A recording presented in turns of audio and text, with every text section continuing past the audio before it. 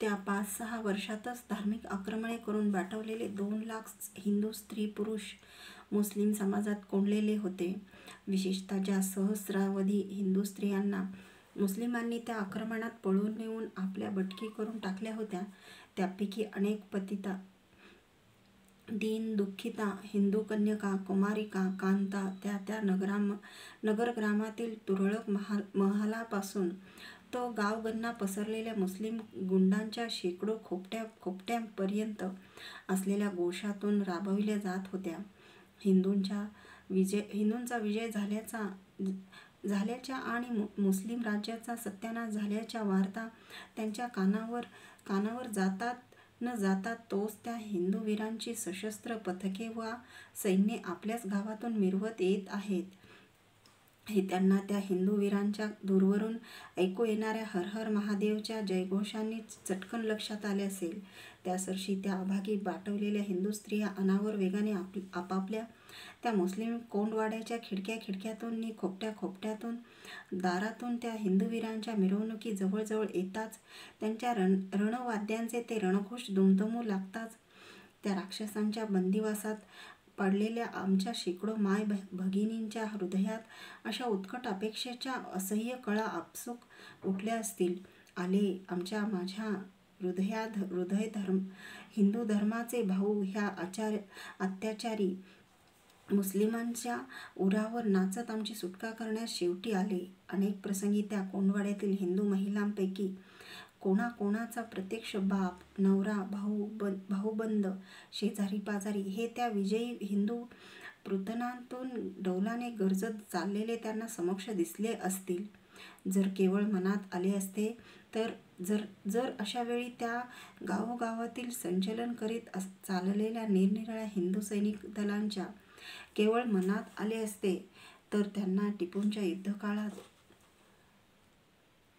मुसलमानांच्या बंदिवासात पडलेल्या ह्या आपल्या सहस्रावधी हिंदू अबलांना वाटेने चालता मुक्त करता आले असते. कारण त्यावेळी त्या विजयी हिंदू दलभाराला आडवे येण्याचे सामर्थ्य वा धैर्य कोणाही मुस्लिम गटात उरलेले नव्हते. मराठ्यांची सैनिक दले येत आहेत हे ऐकताच त्या गावातील ती नगरातील मुल्ला मौलवीची नि गुंडापुंडांची स्वतःच्या जीवाच्या भयाने बिळाबिळातून लपताना त्रेधा उडत होती. त्या हिंदू सैनिक दलांच्या रणशृंगारातून असे आश्वासिनारी एक ललकारी जरी सनसनत खणखणत गावोगावी फुंकली गेली असती की या मुसलमानांच्या घराघरातून बाटून आजपर्यंत मुसलमान म्हणून राबवल्या जाणाऱ्या हिंदू माता भगिनींनो, बाहेर पडा नि आमच्या रक्षणाखाली या. तुम्हाला मुक्त करण्यासाठी नि घरोघर पोचून देण्यासाठी हे आम्ही तुमचे धर्माचे भाऊ तुमच्या दाराशी आलेलो आहोत.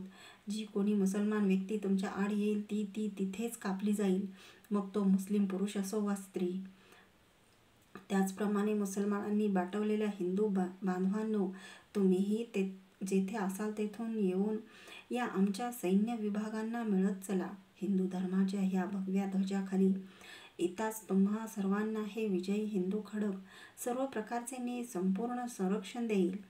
तरी अशा आश्वासक सशस्त्र आव्हानसर्शी त्या 4-5 वर्षातच बाटवलेल्या आणि विकल उत्सुकतेने मुक्ततेची वाट पाहणाऱ्या त्या गावातील मिळून सहस्रावधी हिंदू माता भगिनी आणि सहस्रावधी बाटवलेल्या हिंदू बांधव अत्यानंदाच्या उद्रेकाने आपण होऊन त्या सैन्य विभागांना मिळाले असते.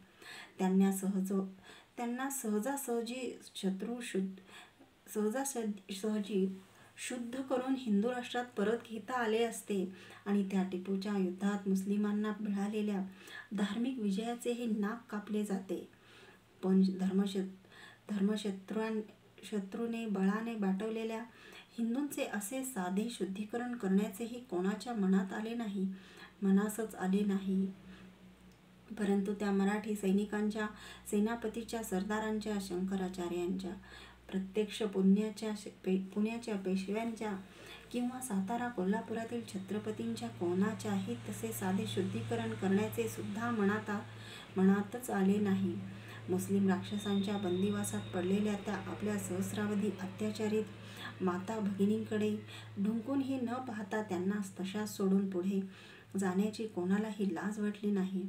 मुसलमानांवर मिळवलेल्या रणांगणीय राजकीय विजयाचे तेवढे नगारे पिटत रणशृंगे वाजवीत गावोगावात सैनिक पथके जशी शिरली तशीच त्या त्या गावातून डौलाने पुढे आपापल्या शिबिराकडे चालती झाली.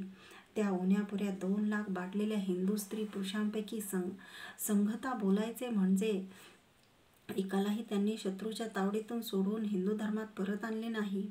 फलतः मुसलमानांच्या कोपट्याकोपट्यातून ज्या सहस्रावधी बाटवलेल्या आमच्या हिंदू माता भगिनी बालबालिका आता आपणालाही आपली हिंदूंची सशस्त्र विजयी दले मुसलमानांच्या ह्या नरकतुल्या कोठड्यातून मुक्त करतील अशा असह्य अपेक्षेने दारादारातून दाटून उभ्या राहिल्या होत्या. त्या साऱ्या ती स्वधर्मीय विजयी सैन्यदले गावात आली तशीच मिरवत गाव सोडून पुढे निघून गेली.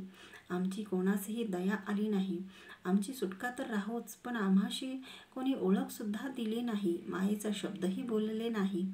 असे पाहताच त्या क्रूर अपेक्षाभंगाने मुळमुळ रडत पुन्हा त्या मुस्लिमांच्या कोंडवाड्यामध्ये विवशपणे परत फिरत आणि त्या स्वधर्मशत्रूंची वीण वाढवीत मरे तो तेथे तशाच पिचत पडत.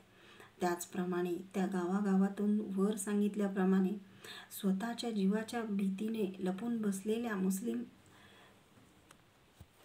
मौलवी मुल्लांना आणि गुंडापुंडांना थोड्याच दिवसात उकळून चुके ती हिंदूंची विजयी सैन्यपथके किंवा राज्याधिकारी हिंदूवर केलेल्या धार्मिक अत्याचारांसाठी कोणत्याही मुस्लिम अपराध्याला व्यक्तिशः वा गटागटाने पकडून काही एक दंड करीत नाहीत.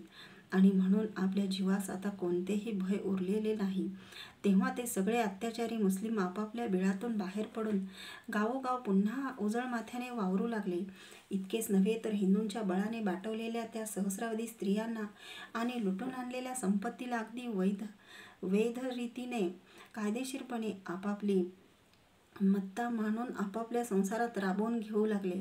अशा घटना घडत की गावागावातील हिंदूंना त्यांच्या बळाने बाटवलेल्या सुना लेकी त्याच गावातील मुस्लिमांच्या घरातून बटकी वा बीबी म्हणून उघडपणे जन्मभर राबविल्या जात असतात. ते दृश्य चुपचाप पाहावे लागे.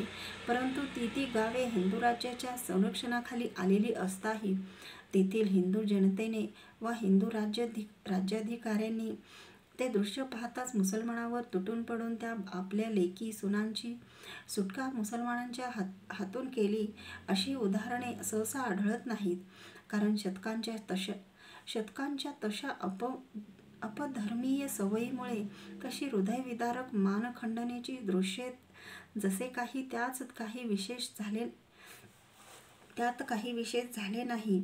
अशा निर्लज्ज निर्विकारपणे पाहत राहण्याची हिंदूंना एक सामुदायिक सवयच झालेली होती, ज्याला समाजात कोणीच नाव ठेवीत नाही. अशा निर्लज्जपणाची कोणाला काही लाजही वाटत नाही. एका शुद्धीबंदीच्या विषबाधेपायी साऱ्या हिंदू समाजाच्या ह्या प्रकरणी असा बुद्धिभ्रंश झालेला होता. ह्याचा लेखी पुरावा हा पहा. तत्कालीन कागदपत्रांचा ढीग. टिपूशी झालेल्या मराठ्यांच्या युद्धाचा इतिहास आता कितीतरी सविस्तरपणे उपलब्ध झालेला आहे. मार्शनमन सारख्या इंग्रजी इतिहासकाराचे ग्रंथ, आपल्या इतिहासाचार्य सरदेसायां सारख्यांचे ग्रंथ, मॅलेट प्रभृती तत्कालीन इंग्रजी कारस्थानांचे नि राजदूतांचे मूळ पत्रव्यवहार, इतिहास संशोधक, राजवाडे, पारसनीस खरे प्रभृतींनी उजेडात आणलेले त्या काळच्या मराठी राजधुरीणांच्या, त्यांच्या हस्तकांच्या, त्या काळच्या व्यापाऱ्यांच्या, नगरश्रेष्ठींच्या, हिंदू समाजातील धार्मिक, सामाजिक, राजकीय अशा सर्व थरातील अनेक नागरिकांच्या पत्रव्यवहाराचे ढीगच्या ढीग आता प्रसिद्ध झालेले आहेत. लॉर्ड कॉर्नवॉलिस आणि टिपूवरील स्वाऱ्यांचे सेनापती हरिपंत फडके यांच्यासारख्या त्या काळातील प्रमुख आणि थोरातील थोर पुरुषांच्या श्रीरंगपट्टण येथील युद्धकालीन सहचर्याचे वेळी हरिपंत फडके यांनी पुण्यास नानांना धाडलेल्या अत्यंत वाचनीय आणि संधी विग्रहादी उच्च पातळीवरील राजकीय महत्त्वाच्या पत्रांपासून त्या काळच्या दरोडेखोरांच्या लुटालुटीचे, भाविकांच्या धार्मिक यात्रांचे, प्रवासांचे, तत्कालीन बाजारभावांचे, माझा मठ लुटला गेला अशीच काय ती रडारड करीत बसलेल्या शंकराचार्यांच्या रुसव्याचे वर्णन करणाऱ्या पत्रापर्यंत इतके मूळ कागदपत्र या ढिगाऱ्यात पाहता येतात की त्या काळच्या हिंदू समाजाच्या हालचालीचे, आचारांचे, विचारांचे आणि व्यवहारांचे वाचणाऱ्यांच्या मनापुढे मूर्तिमंत चित्र उभे राहते. परंतु ह्या सहस्रावधी कागदपत्रातून एकंदरीत पाहता मुसलमानांनी केलेल्या धार्मिक अत्याचारांचा आणि त्यांनी हिंदूवर मिळवलेल्या उपयुक्त धार्मिक विजयाचा वचपा काढण्याची तळमळ कोणालाही लागल्याचे सहसा आढळत नाही.